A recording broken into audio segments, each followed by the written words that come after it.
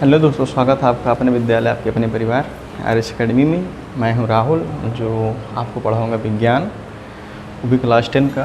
ऊपर देखिए जैसा कि पढ़ा ही है नाम, है ना, क्लास 10। और क्लास 10 में जो पहला चैप्टर हो रहा है लाइव प्रोसेस। लाइव प्रोसेस को जिसको हम हिंदी में कहते हैं जैव प्रक्रम। अब जैव प्रक्रम है क्या, इसके बारे में हम कैसे डिटेल में अध्ययन करेंगे, आप उसको आगे देखिए, है ना। पहले हम समझेंगे लाइव प्रोसेस है क्या। लाइव प्रोसेस को अगर हम दो भागों में बांटेंगे तो क्या होगा। देखिए, लाइफ का मतलब जीवन और प्रोसेस का मतलब क्रियाएं, है ना।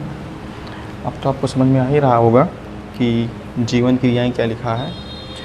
लाइफ का मतलब जीवन और प्रोसेस मतलब क्रियाएं। अब जीवन किस में होगा, सजीव में होगा। आपको तो इतना पता ही होगा, सजीव निर्जीव के बारे में तुमको बताने की कोई आवश्यकता है नहीं। जितना कि हम जानते हैं कि आप कक्षा 10 में हैं तो इतना जानते ही होंगे। तो पहले हम जानेंगे जैव प्रक्रम है क्या।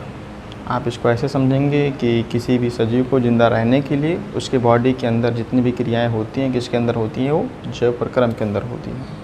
अगर हम इसको परिभाषा के तौर पे अगर समझाना चाहें या बताना चाहें तो हम सीधे सीधे समझेंगे, जीवन को सुचारू रूप से चलाने के लिए जिन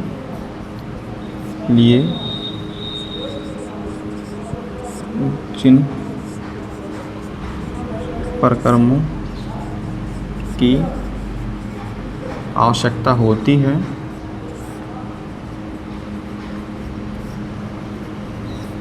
वही जैव प्रक्रम कहलाते हैं।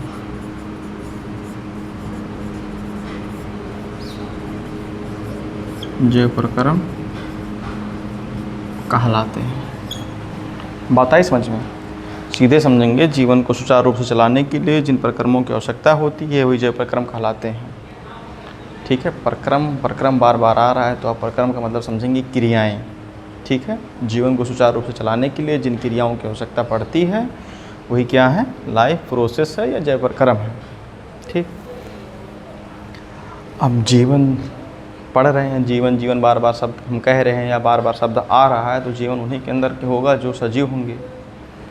अब सजीव के अंदर कैसी कौन सी क्रियाएं चल रही हैं, हम उसको समझने की कोशिश करेंगे। जैसे कि गांव में कहते हैं कि हम सत्यार बैठे हैं या तुम सत्यार बैठे हो, कुछ कर नहीं रहे हो, तो ये अलग मैटर है कि आप खाली बैठे हैं, लेकिन आपकी खाली बैठने के बावजूद भी आपकी बॉडी के अंदर कुछ ना कुछ क्रियाएं निरंतर रूप से चलती रहती हैं। जैसे आप सांस लेते हैं, आप खाना खाते हैं, भोजन का पाचन होता रहता है, और दूसरा होता है कोशिकाओं की मरम्मत होती रहती है, कोशिकाएं बनती रहती हैं, टूटती रहती हैं, है ना।